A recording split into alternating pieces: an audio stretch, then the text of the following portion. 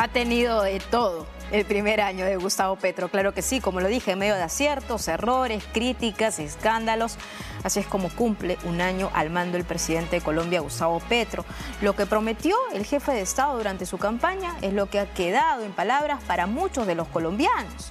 El último revuelo en estos 2 meses se dio este 3 de agosto, cuando su hijo mayor, Nicolás Petro, a quien estábamos escuchando precisamente, confirmaría ante el fiscal que acepta los cargos en su contra por los delitos de enriquecimiento ilícito y lavado de activos, además de entregar información valiosa que demostraría que parte del dinero que recibió de ex narcotraficantes y políticos corruptos habría ingresado a la campaña presidencial de su padre en el 2022. Pero también estuvo marcado por 5 momentos claves, y hay que decirlo: el restablecimiento de las relaciones con Venezuela, la paz total con los grupos guerrilleros, los niños rescatados que se perdieron en la selva tras un accidente aéreo, la posición de Colombia en el mundo y el escándalo entre su ex jefa de gabinete, Laura Sarabia, y el ex embajador Armando Benedetti por interceptaciones ilegales, abuso de poder, entre otros problemas. Durante su mandato cambió a 12 de sus 19 ministros, removió a medio centenar de generales del ejército, el director de la policía, promovió 3 marchas, se enfrentó al fiscal y a la procuradora y criticó a los medios de comunicación. Bueno, ahí está parte de la radiografía de lo que ha significado este primer año, pero qué mejor que Hernán Cadavid, representante del Centro Democrático, para poder analizar juntos todo esto. ¿Cómo estás, Hernán? Muy buenas tardes. Bueno, Carmen, buenas tardes a ustedes y gracias por este espacio para revisar lo que pasa en Colombia. Por supuesto, a ver, y la pregunta cae madura, el balance para ti, ¿cuál es la percepción después de todo lo que hemos relatado y qué deja el primer año de gobierno de Gustavo Petro? Bueno, simplemente ampliar lo que usted muy bien acaba de narrar. Es un gobierno que ha sometido al país a una gran incertidumbre. Presidente que venía de señalar durante 30 años a todos los sectores del establecimiento político colombiano, a todos los trató de corruptos, y en apenas 10 meses su hijo y su asesora, en otro capítulo también muy oscuro de lo que ha sucedido, se ven inmersos en grandes problemas de corrupción, donde ha habido inclusive oficiales de la policía que han perdido la vida, temas no esclarecidos. Pero si habláramos de los temas puntuales de la política y de las reformas, habría que decir que son unas reformas que han creado una gran incertidumbre, pero que tampoco avanzan en el Congreso. Es decir, que se convirtieron en una amenaza permanente, donde el presidente las tradujo en un pulso ideológico y no en una posibilidad de concertación. Y eso es lo que hoy tenemos, hoy celebrando un año, hoy exactamente 7 de agosto, de un país que ni avanza, que ni da certezas, ni da tranquilidad política, porque nos vemos envueltos en un nuevo escándalo de corrupción enorme, esta vez en cabeza de la familia Petro. Ahora, Hernán, hay que analizar esto ya desde un punto de vista un poco más fría, ¿no? Porque sin lugar a dudas, para muchos especialistas, el juicio político contra Gustavo Petro no es una cuestión que podría ser una realidad, pero el costo político al gobierno y a la agenda presidencial, eso sí puede ser algo de gravedad, eso sí puede preocupar, y eso precisamente ¿dónde impacta? En todos los colombianos, porque según muchos de ellos están esperando que, bueno, las reformas de Petro pues se lleven adelante, o en todo caso entre a debate. Pero ¿qué está pasando aquí? Todo el esfuerzo, Gustavo Petro ahora va a tener que tener una mirada más judicial y de manejo político a escándalos versus a lo que supuestamente tenía que cumplir a la ciudadanía. Carmen, puede que no se caiga el presidente de la República, pero el gobierno se acabó. Los próximos 3 años Petro se dedicará a sus peleas permanentes de las redes sociales, a las peleas con las instituciones, con los sectores políticos, a la agitación de la calle, pero la agenda del gobierno no va a avanzar. Y no va a avanzar porque no lo hizo antes del escándalo, cuando, repito, convirtió el escenario del Congreso en un pugilato. Era lo que él dijera o no había posibilidad de avance. Ahorita los partidos políticos que lo habían acompañado con muchas reservas, pues no van a sepultarse con él en medio de esta situación a la que ha llevado al país, a esa gran inestabilidad. Él parece más el opositor y no el presidente. Yo diría, Carmen, que el Petro opositor estaría muy a disgusto con el Petro presidente, porque hace exactamente todo lo que criticaba hasta hace unos años.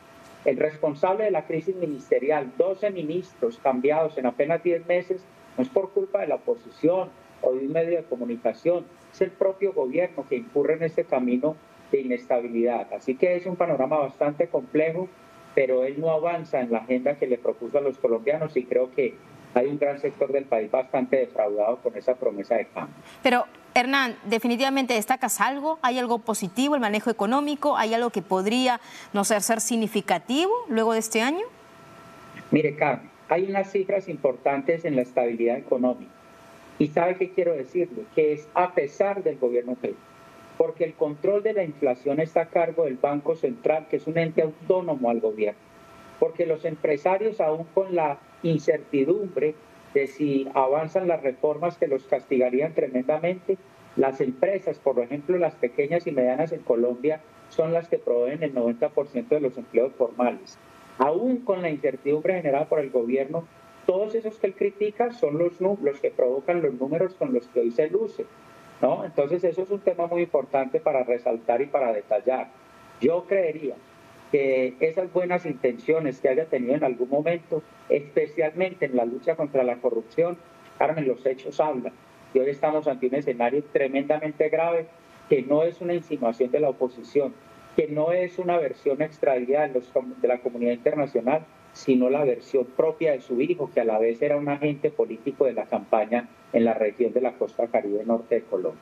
Ahora, quiero que le explique al auditorio cómo funciona también o cuál sería la vía, el procedimiento, el protocolo respectivo para en todo caso que Gustavo Petro sea acusado. Y tengo entendido que es a través de la Comisión de Acusaciones, correcto, del Parlamento. Pero, correcto. ¿Quiénes son los integrantes de esta Comisión de Acusaciones? ¿Quiénes forman parte?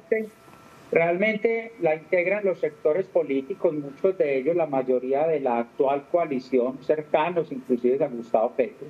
Eso en el diseño institucional hace que sea casi imposible que haya algún tipo de avance, porque quienes tendrían que estudiar la causa y presentar una eventual acusación son personas que hacen parte de la coalición del gobierno de Petro, de su propio partido, entre otros, ¿no? Pero no funciona, como por ejemplo existen otros instrumentos institucionales en Perú o en Ecuador, donde es más expedito, más ágil cualquier decisión sobre el presidente de la República. Colombia tiene una estructura bastante rígida que hace casi que sea previsible la impunidad para el presidente en este caso. Sin embargo, la Fiscalía General de la Nación, que sí es un ente autónomo, que no es competente sobre el presidente, pues procederá sobre el hijo y sobre sus funcionarios y sobre otras personas. Pero para el presidente en esa comisión de acusaciones no se vislumbra que vaya a haber resultados, por lo menos no inmediatos, y si es en el mediano plazo, puede que estén muy condicionados por las incidencias políticas.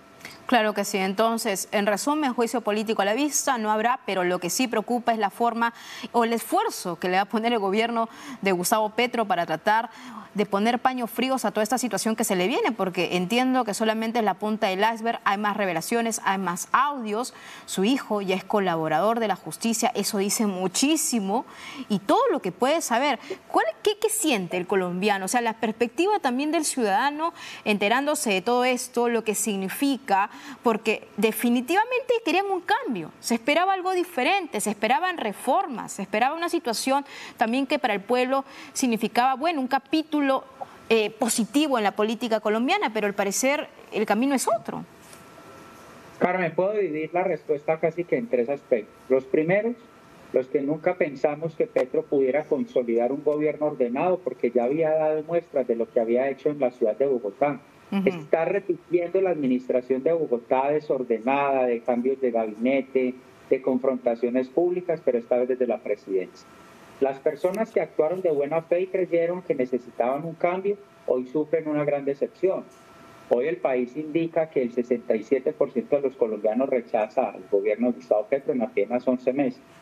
Y un tercer aspecto de personas que ni están en una condición política ni otra, pero que sufren la adversidad de un país con incertidumbre, sin certeza fiscal, sin certeza jurídica, sin certeza para los negocios, con la caída en, digamos, actividades económicas como la vivienda, la construcción, porque hay gran temor, Carmen, porque hay inestabilidad, porque las personas están diciendo, prefiero pensar y esperar a ver qué sucede en Colombia para ver qué hago. Eso no lo merece el país. Colombia, después de la recuperación, o venía en la senda de recuperación post-COVID, que bastante dura ha sido, Luego el presidente Petro no soltó y asfixió con sus movilizaciones cuando veníamos en la recuperación, paralizaron este país durante mes y medio con protestas violentas.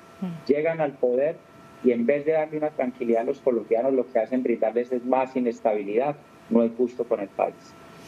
Bueno, este es el panorama del gobierno de Gustavo Petro y realmente habría que hacer otro análisis de los meses que vienen, porque lo que se viene, todo aparenta ser que va a ser más que bombas judiciales y también situaciones personales, íntimas. Se vienen revelando incluso una novela que es tan de la familia de Petro, que lo conoce la comunidad internacional y que se está volviendo como insumo, hasta como insumo político para conocer al detalle de la relación entre padre e hijo, con situaciones pero tan lamentables y tan difíciles para el mismo presidente. ¿Cómo deja al presidente? ¿Cómo lo va a dejar su propio hijo? No sé usted qué piensa, cómo va a terminar todo esto, pero recién está hablando el hijo mayor de Gustavo Petro.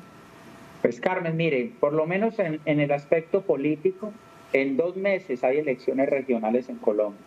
En las ciudades principales del país, los candidatos más opcionados son de la tendencia ideológica o política adversa a Gustavo Petro. En la ciudad de Medellín seguramente ganará Federico Gutiérrez, quien venía de ser candidato presidencial. En la ciudad de Barranquilla seguramente ganará Alex Char, quien fue precandidato presidencial. En conclusión, lo que le quiero señalar con eso es que el país va a sufrir una reconfiguración política total, donde el gran derrotado va a ser Gustavo Petro. Después de haber tenido una elección presidencial recientemente, los colombianos, ante semejantes escándalos, ante semejante inactividad, ante semejante desequilibrio de gobierno, crisis ministeriales provocadas por él mismo, pues indudablemente buscan otra opción política que será todo lo distinto a lo que representa el gobierno actual de Colombia. Vamos a estar muy atentos con lo que pasa en Colombia. Muchas gracias. Ha sido clarísimo Hernán Cadavid, representante del Centro Democrático. Muy buenas tardes. Gracias, Carmen, a usted y a toda su audiencia. Gracias.